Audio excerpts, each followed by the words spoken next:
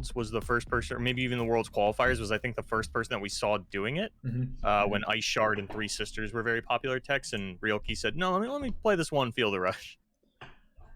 All right.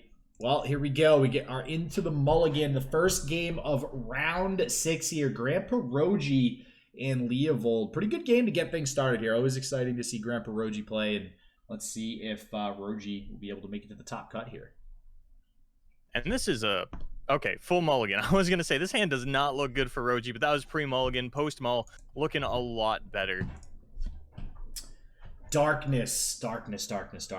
Okay, so I know I had to act like I liked Darkness the other week. I actually kind of started getting on the train of liking Darkness Boulevard, but I can't say I've been too impressed with Darkness in this tournament. It hasn't really popped up a whole lot, but it just still seems like it's so lackluster versus some of these really more aggressive decks. Yeah, and that's a problem that Control is going to struggle with a lot, but Darkness more so because your early units aren't necessarily trading as effectively as you need them to. They're all sort of ramping up into this big Darkness spell, and if you can't get a cost reduction onto the Darkness, then sometimes the amount of damage it's pumping out doesn't really matter, especially because decks like Roji's are still running Nopify, and that's always going to be able to hit the Darkness, no matter how much mana it costs, because you're never upping the cost of your own Darkness, right? And then like just lackluster trading powder on Vygar. It can get pretty rough in the wrong hands, but so far, Roji's had a pretty slow start. There aren't any champions immediately available for him, so Leovold is actually in a very good position here. Yeah, and let's see, we're going to go with the Pokey Stick as well to take care of the Shadow Assassin. So that's going to feel real nice for Leovold, getting that free advantage back. There's that Ruination you've been asking for. Yeah, finally. We don't always see it. We don't always see it in Darkness either. I think it's actually more common in the Field of Rush decks, right? By far. But I'm curious to see if it's going to play a big role here. You know, this is a deck that could theoretically run Deny. I don't know how often we're seeing it. I don't think it's too prevalent. Do we know if Roji's running it in this build? You're the one that pulled up his decks. Yeah, let me... I would assume he's not. Usually you'll just see a couple Nopifies. There is... Yeah, no Denies, 2 Nopifies. Yep. So... Very, very standard. Yeah, and Ruination, so if that's the case, Ruination might be a pretty critical card here as we get towards turns where it's going to be online here in just a second. Yeah, the combat trick heavy hand of Roji isn't going to protect him from the Ruination, so if he does end up overextending most of his units, then these rallies and combat tricks just get worse and worse as the game goes on, especially because here at turn 6, Leovold's still at full health. That is not what you want to see as an elusive deck that's usually trying to get in, you know, a decent amount of chip damage here and there, and then finish the things off with one big rally swing. All right. Darkness coming in hot too. And you know, here's the thing too. Leovold's going to keep pressuring removal like this Darkness here, turn after turn after turn, managing the board. So honestly, Ruination might not even really be needed. I mean, we're going to be able to pick off a lot of these targets as the turns get towards the later part of the game here, especially with Vygar. I mean, Vygar's chilling. Vygar's hanging out, Boulevard. These are going to be some really big Darknesses soon. I feel like this probably prompts the Ruination, right? You're looking at your opponent's 7 mana, thinking about the cards in their hand, and your main concerns are going to be like Zed plus a rally, which I think represents 14 damage, would be like absolute worst case scenario. Yeah, but I mean, that's a pretty bad scenario. Yeah, it's just, I don't know if this Ruination ever gets better. Well, it just and Roji continues to extend this. I was going to say this. Yeah, you if have you're not playing Ruination here, take it out of the deck. If your opponent is 6 wide with 5 elusives, just take it out. Well, and like you mentioned, that Zed issue, right? Now that's off the board because if we play Zed, we only have 3 mana left, not enough for Rally, with Relentless Pursuit being 4 mana now. So yeah, and with 2 Vengeances in Leovold's hand, I don't think he's particularly worried about anything at this point. Oh yeah, 100%. Should be smooth sailing from here. Roji is more or less down and out. It's not a guaranteed thing, but with the 2 Vengeance in Leovold's hand and no way for Roji to interact with those, I think it's pretty clear cut. Yeah, and I mean, look at the hand. It's like just spell. Oh, hey, a Poppy, but I have no units. Leovold's playing it very slowly because obviously doesn't really have a read as to whether Roji's hand is completely dead or if he's waiting for Leovold to make a big mana commitment. And Leovold's actually going to overdraw here, which is fine because you have really everything that you could possibly need for the rest of the game already available in your hand. And we burned a Hidden Pathways, which is something that we're really not too concerned with right now. So Poppy finally going to come down. Not even. It's just ripping I thought it. we might throw out the darkness, Nope. try to bait out some combat tricks, because I believe this darkness is at 4 or 5 damage. 4 damage. Yep. But no, just not even willing to play the combat trick back and forth there. Just wants to immediately get that Poppy up forward. Yeah, Roji going to surrender after drawing pretty much every combat trick in his deck, and no more units after that big Ruination wipe. Yeah. Yeah, we've seen a lot of surrenders with a late game top deck of Rangers Resolve. I gotta say, Boulevard, I think card's a little tilting when you draw it late game, not gonna lie. It is the worst one drop to draw at that point in the game for the Demacia decks. We always make fun of them. We've seen many a Cythria of Cloudfield come off the top. That late in the game, Rangers Resolve feels even worse. All right, game number 2. We'll see if Leovold's gonna be able to take it here. You know, I was going to say that might be the fastest darkness win I've ever seen, but I have seen multiple players just instantly concede to double Twisted Catalyzer. You've seen really double Twisted Catalyzer. I mean, I guess that's pretty. People see that and they're like, "I'm done. I'm not playing against the 4 damage darkness." Especially if you can't kill one of them and it's going to hit twice. You're like, "No, I'm done." Yeah. Yep. Well, Leovold off to a quick start here. Again, getting the Thrall out nice and early. This is what we've seen out of Thralls, which actually have been pretty prevalent in this tournament. I feel like we've seen a decent amount of Thralls day one. I think this is the second Thrall deck that we've seen. It's a very good, like, not unknown factor. Yep. Like, players know about this deck. They know that it's good. They know that it has good matchups into a couple of the more popular decks in the format. Mm-hmm. It's just like, you know, it's that feast or famine kind of play style where it has a very perceived problem of not hitting the Thralls and then just kind of floundering as a deck. And sometimes even if you hit the Thralls, like if you only hit one Thrall, that's probably not winning you the game, right? Yeah, we've said it a million times. You either hit the nuts or you don't. In this case, you know, you do have this early Lysandra with the early Thrall, so you feel okay. But honestly, it's still looking a little rough. Leovold doesn't really have a whole lot of proactivity in hand, especially with another third Avalanche off the top. Doza, I'm going to stop you right there. Leovold can level this Lysandra next turn. Oh yeah, okay. We do have the double up on. Wait, I thought we have Time in a Bottle. We have Clock Hand. We have Imagine Possibilities. That's 5 plus the 1 natural. Yeah, I was thinking we could double up on the landmark too. I don't know why I imagined that was in hand, but we already did that. This Avalanche. Oh, okay. All right, cool. So all right, so then yeah, that makes more sense then. Yeah, so I wouldn't call this a dead hand. I'd call this a double Thrall into a Lysandra level. And this is a matchup where those Ice Shards get a lot of value. Yeah, and so did that Avalanche as well. I was worried about getting the 3 Avalanche that early, but yeah, if we can double up that landmark like we just did, I mean, we're looking pretty good going into the next attack turn for Leovold, because it is looking to be 2 8/8s coming in. The Zed, I mean, we have a decent attack, yeah, so we are going to take the open attack here, as we do have 3, count them, 3 rallies in hand, so maybe we just go for a lot of rallies this turn, and that's kind of where we start to put on a little pressure on Grandpa's side, but it's not looking great. I mean, you have to rally in response to the Blighted Ravine, right? Yeah, yep. Mm-hmm. Yeah, it's also technically saves the Zed, but I mean... And I think this is where we'll probably end up seeing the Ghost this turn as well, because I would imagine Leovold probably going to throw out the Thralls here to set up some blockers. Mm-hmm.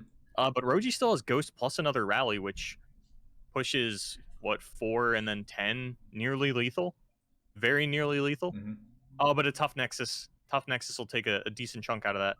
Yeah, I feel like it's always kind of like this afterthought of her level 2 making the Nexus tough, because everybody's like, oh, you get the Watcher, you get the Ice Shards, but that Tough Nexus comes in clutch so often, saving games a lot of the time, like we see it probably doing here, just really preventing a whole lot of damage. And this, we have to Ghost the Zed if it's going to live because of the Thralls, right? So... Well, you could Sharp Sight. Yeah. Which maybe we go in and see if we can get a block from one of the Thralls. See if Leovold commits to just try to kill one of the Thralls, because you know that you're not winning this turn. Yeah. And you're probably not winning on Leovold's turn either, especially if you just pump all your resources into sort of all-inning with the Zed this turn. You just die to the 2 Thralls. You're only at 14. You only have 1 blocker. Yeah, I don't know if there's a world where Roji doesn't die on the crackback here from these Thralls.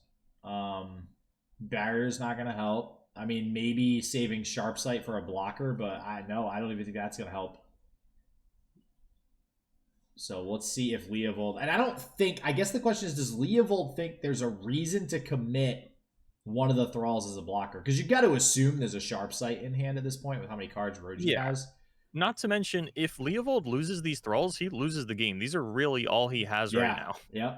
But we're seeing Leovold commit the blocker. I mean, I really think taking 8 to the face is okay. It wouldn't even be 8. It would be 6. But we have the blocker.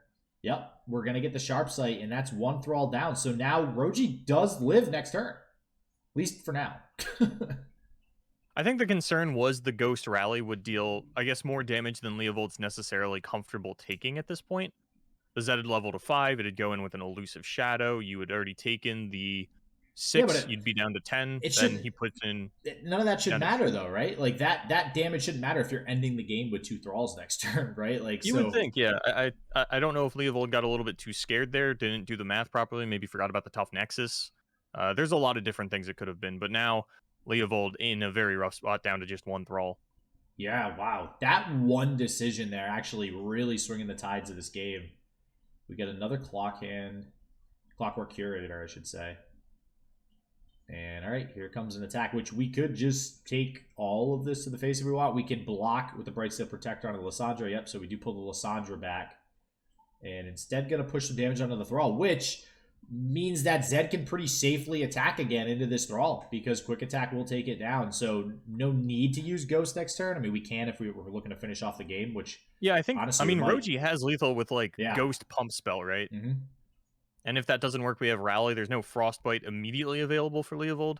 We could try to, like, double Avalanche here. We're actually going to imagine possibilities for a landmark.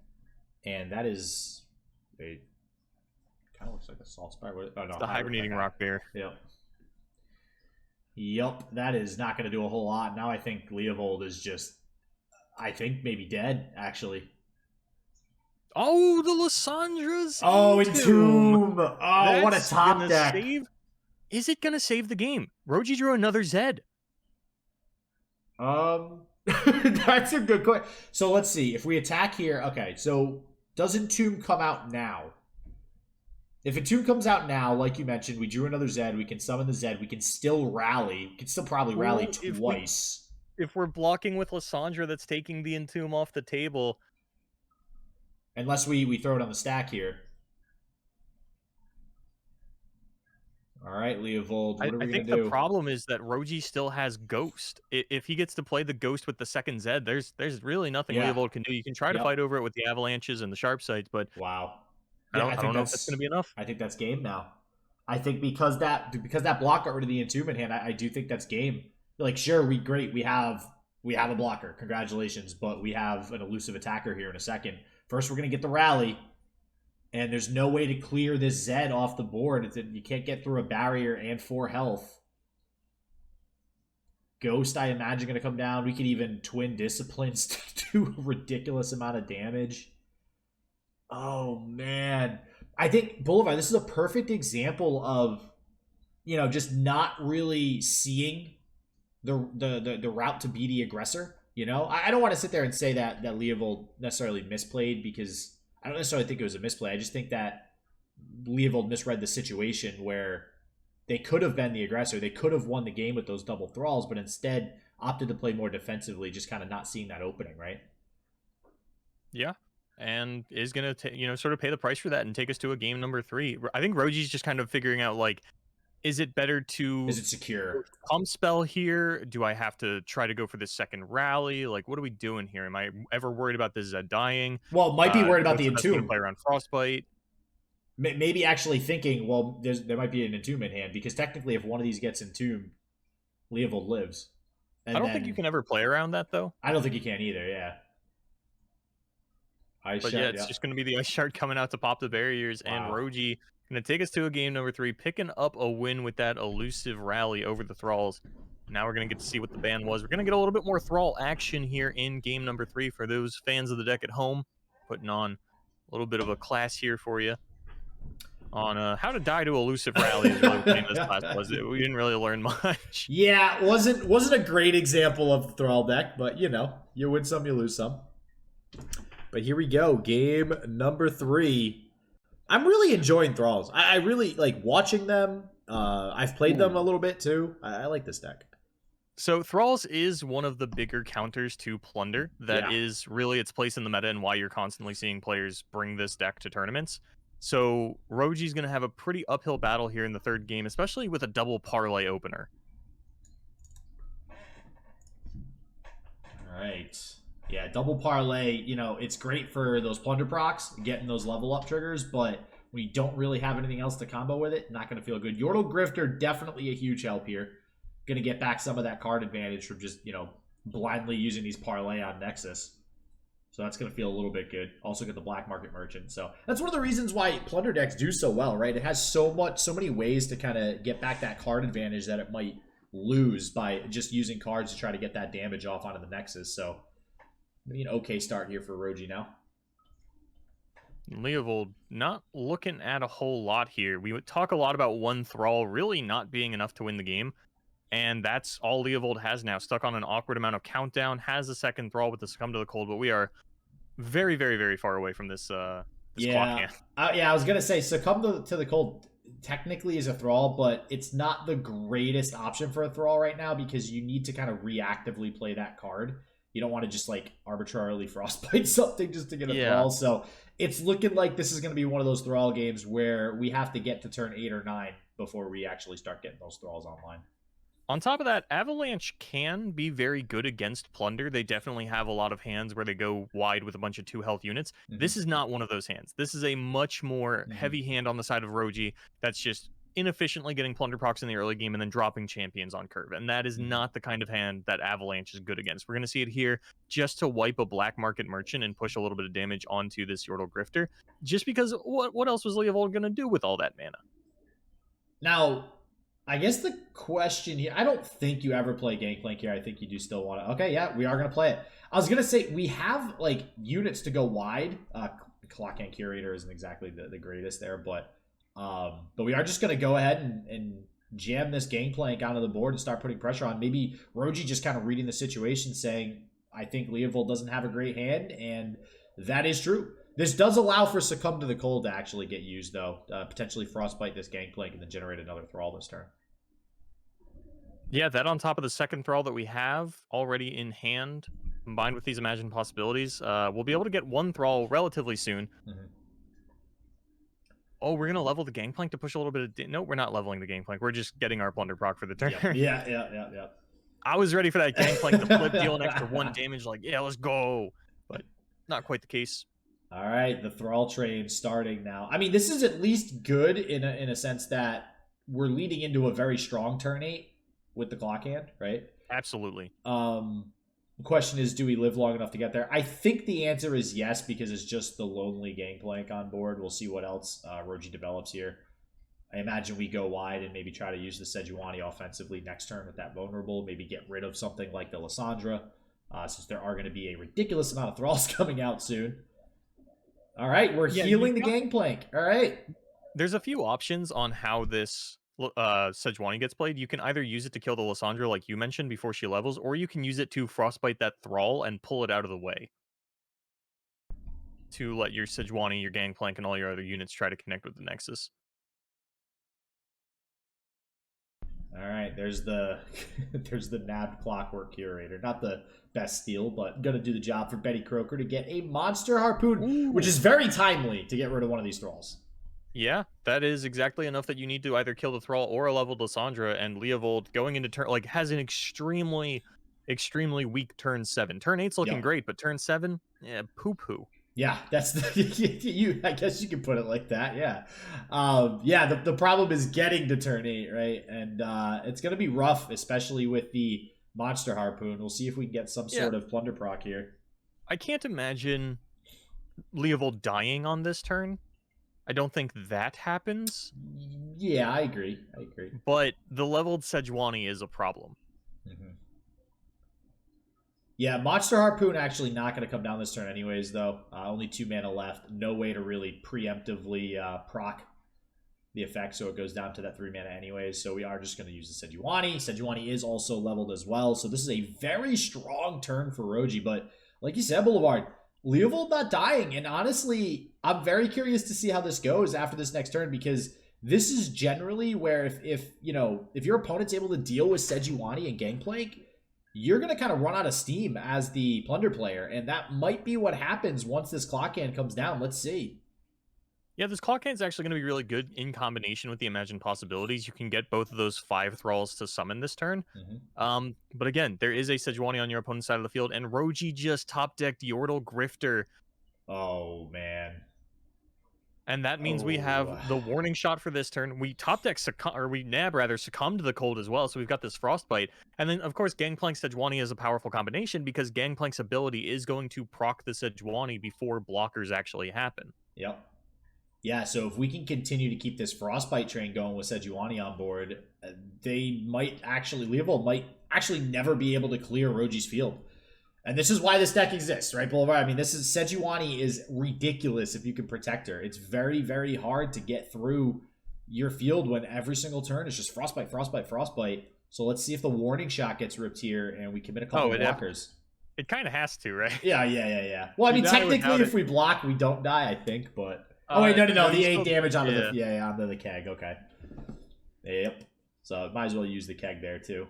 So that means Leovold's going down to 3. His thralls are taking a decent chunk of damage. One of these thralls and the clock hand are actually just going to die to Gangplank next turn. And being 2 wider now does mean that Roji has the lethal setup, as the Gangplank ability alone is going to set Leovold down to 1. Yeah, let's see what's off the top. It could just be enough burn. That's enough burn. I mean, if we summon it, but we're just going to go ahead and attack, that's going to be enough for lethal as well. And looks like we're going to get the Ice Shard, which is also going to deal 1 damage to us, unfortunately. So, but I don't think it matters because Roji is going to take it with Plunder. And Boulevard, I think this is exactly... I mean, we talk about this with Thralls. Unfortunately, it got to the turn 8 version of Thralls, if that makes sense, which is, you know, you play the clock hand, you get the units out. But that's too slow versus Plunder. This deck is good against Plunder when it's able to get those better draws early in the game and get the Thralls out by turn, 4, 5, and 6.